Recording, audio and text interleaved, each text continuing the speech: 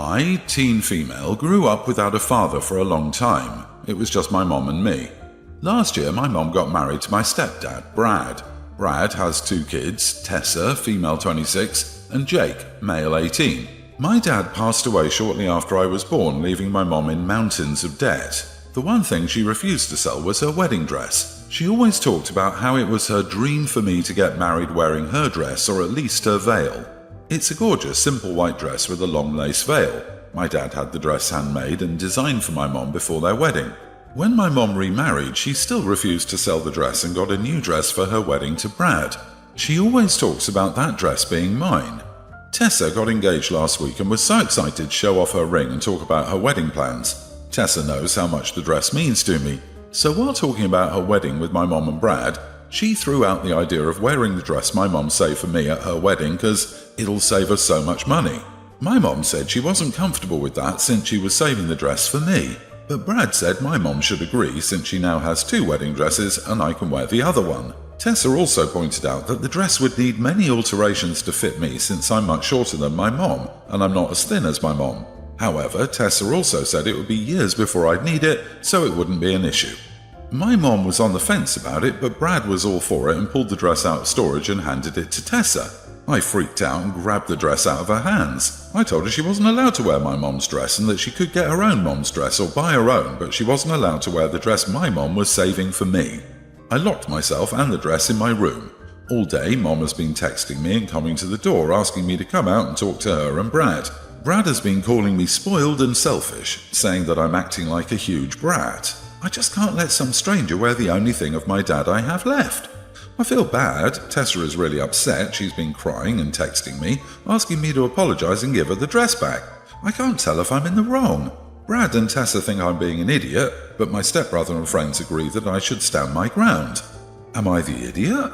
Not the idiot. You should not apologize at all. You did nothing wrong. Your mom has told you for years that the dress is for you to wear when you get married. Your mom wore a different dress when she married Brad, so his daughter can wear that one. So why does it have to be your dress she wants to wear? And honestly, if I were your mom, I would be considering a divorce. Your mother's new husband is a bully, and his adult daughter is the spoiled, selfish brat in this story.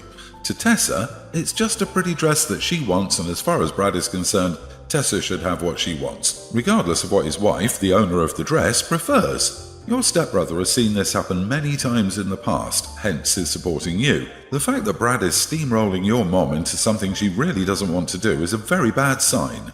Tessa is asking me to apologize and give her the dress back.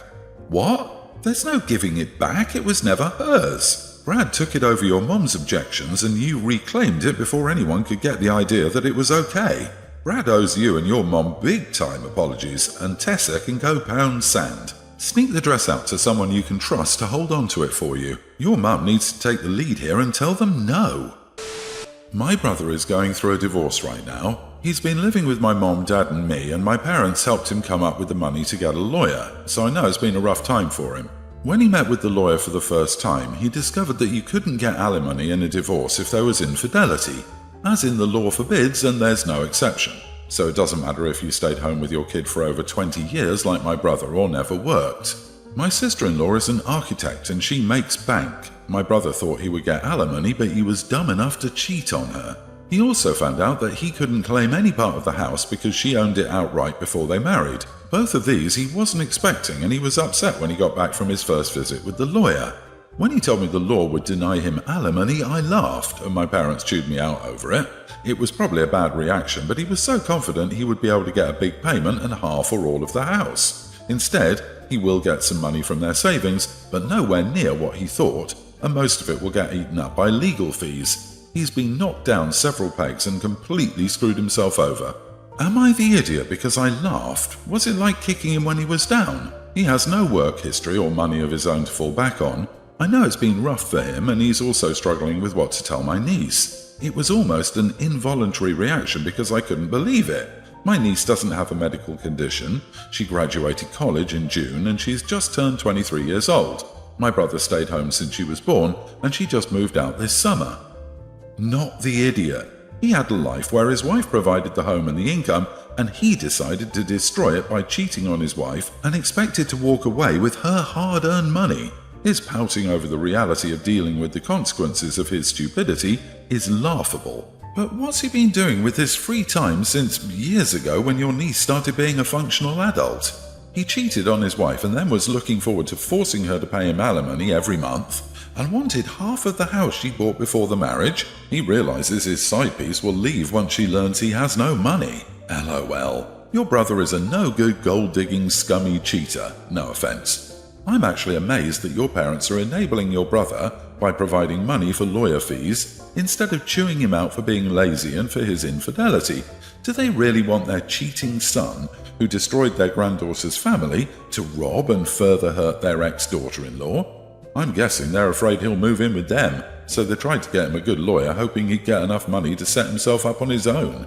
He deserves everything that's happening to him. Look at him, reaping the consequences for his gold-digging, cheating actions. Boo-hoo-hoo. I won't explain much about my daughter's choice because it's ultimately not mine. My wife and I have a daughter, Jay, 23, who just graduated college a year ago. My wife and I came from a poor background and worked our butts off to give our child everything she would need. She's a good kid, smart, kind and polite. She got a full ride to a good school and moved away. 2 months ago she called us to tell us she was pregnant with no father in sight. My wife flipped on her, full of exaggeration and criticism. She thought our kid was throwing her life away because my daughter was eager to keep the baby, and my wife wasn't okay with this. She asked if she could come back home for a while, work locally and overall just be around us because she felt scared and alone in her big city and wanted to spend her pregnancy with us. My daughter didn't use much of her college fund, barely 18 to 25%, and had good savings. She's also the kind of kid who's always helped around the house, so I said yes. My wife didn't have much problem with this, but ever since our daughter came back, my wife has been passive-aggressive at best.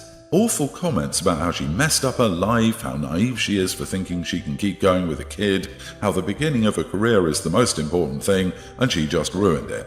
She also doesn't have any kindness for our kid, making too much noise at 5 or 6 a.m. to wake her up, not lending her a car when asked to do quick runs to the store, etc. She's just being mean. My daughter sucks it up because she thinks she owes us something for letting her stay here. Yesterday, my wife just went over the top. My daughter found a job, she's doing work from home at the moment due to her pregnancy, 4 months, and was excitedly telling us that after the birth, she wants to get an apartment nearby and maybe raise my grandkid here. My wife just snorted and said that if she'd already messed up her life, the least she could do was the best for the kid and move somewhere better and maybe do it now. My daughter cried because she was basically getting kicked out, and my wife tried to minimize her feelings. So I told my wife to leave my house because I was done with her mean teenage behavior. She said I couldn't kick her out, but I could because the house is not marital property. So she left and my in-laws are coming at me because everyone thinks she's right. Not the idiot. Your daughter is lucky to have you in her corner. Your wife is absolutely ridiculous and disrespectful. I hope she realizes she will never meet her grandchild after all this. You are protecting your child. All your daughter is doing is looking to her parents for support, and her own mother is being so cruel. My daughter did much the same thing as yours, OP. She was young and alone and came home to us determined to make the situation a good thing.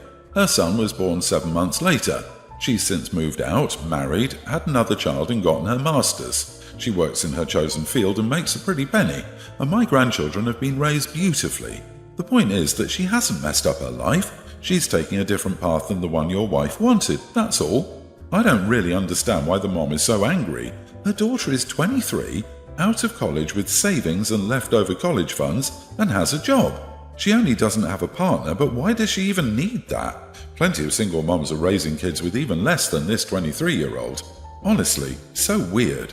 And this reaction feels way over the top. I think it's because the mum had dreams that her daughter's life was going to be better than hers. She would have a successful career and live in a big city and escape the town where they live, and now her dreams have been shattered and she doesn't know how to deal with it. I suspect she may have some regrets in her life that she doesn't want her daughter to experience, or she's not ready to be a grandma. I, 41 female, am married to my husband, 42, and we have 2 kids, our son, tween, who we will call Zach, and daughter, young tween, who we will call Lizzie, not their real names for privacy reasons. Lizzie loves the video game Minecraft, and has played it nearly every day since we bought it for her on Xbox for her birthday a year ago. She's a super artsy kid and loves to create extravagant buildings and structures in Minecraft, and she's shown me her amazing creations many times. 2 days ago, she was playing downstairs, and Zach asked if he could play with her. Lizzie didn't let him play even though we have 2 Xbox controllers, and Zach was very angry for not letting her play. I don't know why Lizzie didn't let him play. I was in the kitchen upstairs. Yesterday, Lizzie started screaming and crying downstairs when my husband and I were still sleeping. She always wakes up early to play, but her world with all of her creations is gone, and she told us between sobs that she can't get it back, and she thinks that Zach deleted it last night. When Zach woke up, I asked him if he'd deleted Lizzie's world, and he started laughing and said she should have let him play with her. I was livid. Lizzie loves that game so much, and her creations were beautiful, and now they're gone forever. Not to mention that she's devastated that the world she spent over a year on is gone forever. I took my son's new phone away. We just bought it for him this month for his birthday. My son is acting like this is the end of the world. He says he needs his phone because everybody else at school has one and he needs to fit in. He's starting middle school this week and claims he doesn't want to be a social outcast. I told him he could have his phone back in a month and that not having a phone wouldn't make him an outcast, but he refused and wants it now. My husband thinks that taking away his phone is going too far and that Lizzie's game being gone isn't that big of a deal. But by that logic, isn't Zach's phone being gone not that big of a deal either? I don't know what to do. It's been over 24 hours and Zach won't talk to me, and Lizzie is still moody. So, Reddit, can I get some advice? Am I the idiot? Not the idiot, and hold your ground. I'm a parent who's skeptical of video games, but Minecraft is different. What your son did is the equivalent of destroying a carefully created painting made over several months, and he laughs about it? Horrible. It would be best if you kept his phone as long as it takes your daughter to rebuild her world. Fair is fair. I'm beyond disgusted that he has no regrets about destroying something she was extremely passionate about. Instead, he went way too far and didn't even care. That's an excellent idea. A truly, truly excellent idea. I would just add to it though, until it takes her to rebuild her world, and he's also remorseful for what he did. Just being punished without having any remorse accomplishes nothing and just makes him feel like a victim. He needs to understand what he did was wrong, and until he's sincerely remorseful, he shouldn't get his phone back. OP's husband should spend a few hours with Lizzie too and try to build a world himself. That would give him a taste of what has been lost and the time and effort put into building her world. Your son and husband are something else. Holy cow. Zach's cruelty will make him a social outcast if unchecked. If he's worried about losing friends that approve of this behavior, he shouldn't be. Find out why your husband thinks your daughter's devastation isn't a big deal. Hi, 28 female. I'm a single mom of 3 kids. I met my daughter when I was 22, volunteering in a mentor program. Her bio mom asked if I'd take her in for a while when she was having a hard time, so I agreed to become her foster parent. Then, 2 years ago, we got the paperwork together for me to become her official guardian. I plan to adopt when the kiddo is old enough to tell me that's what she wants. Last year, I got a phone call from my daughter's caseworker, informing me that her bio mom had another child and wanted him to be placed with his sister, so I took him in too. I didn't plan on having any other children, but I met someone, it didn't last, and the long story short is that I have a first grader, a toddler, and I'm 25 weeks. My sister Bree, 34, always loved hanging out with my kids whenever she had spare time. She's been struggling with infertility since she and her husband started trying for a baby 8 years ago, and I can tell how badly she wants to be a mom. I really do hope that someday it does happen for her, because it's all she's ever wanted. Since I announced my pregnancy though, Bree has been kind of distant. I thought that maybe it was just life stuff or I was being overly emotional due to hormones, so I didn't really press her on it or anything and went about things as usual. Our mom invited us all to dinner the other night, so I got my kiddos settled with a sitter and drove to my mom's place. Dinner went mostly fine, but Bree kept giving me looks every time someone brought up the pregnancy, and towards the end of the night, she asked why I even adopted 2 children if I clearly had no trouble making a baby of my own. I told her that when I started fostering my oldest, it was just to give her a safe place to live until her mom could get things sorted out. Unfortunately, that didn't happen. Now her brother is with me too. I love my children and I'm happy to be their mom, but it wasn't my intention in the beginning to adopt via foster care. I wanted their bio mom to work things out and my heart genuinely hurts for her because she couldn't do that. Bree said it feels like I'm rubbing my kids in her face. She told me that it isn't fair that I basically had 2 kids fall into my lap and then decided to be reckless and get knocked up too, all while she's been trying for years to have a child with no luck. She said it's cruel and unfair that I took 2 babies from the system that could have gone to parents who deserve them, all while being able to have one on my own easily. I ended up telling her that while it sucks, it's not my fault that some people want kids and can't have them, and that her infertility baggage isn't really my issue. Our mother asked me to leave and the next day called me to tell me that I was unnecessarily cruel to my sister when I knew what she was going through. Now I don't know if what I said was out of line. Not the idiot. Sis, why haven't you adopted any children since you clearly have trouble making a baby of your own?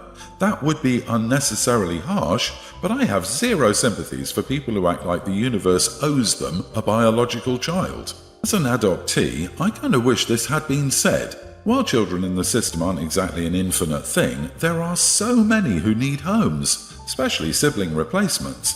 But something tells me that she's obsessed with the idea of a baby and not actually with providing a safe home to children, and the fact that she's weaponizing OP's children against her is so gross. If she cared about children in foster care, she would become a foster parent. This is purely about her. What are you supposed to do? Stop making fertility choices just because it makes her feel bad? The point of fostering is to give children a home, not to fill a gap in an infertile couple's life. This right here. I would also add that 2 kids fell into your lap because instead of being wrapped up in your own life and problems, you were out in the world trying to help less fortunate people and improve their lives. So many of us could take a lesson from that, including, perhaps, your sister.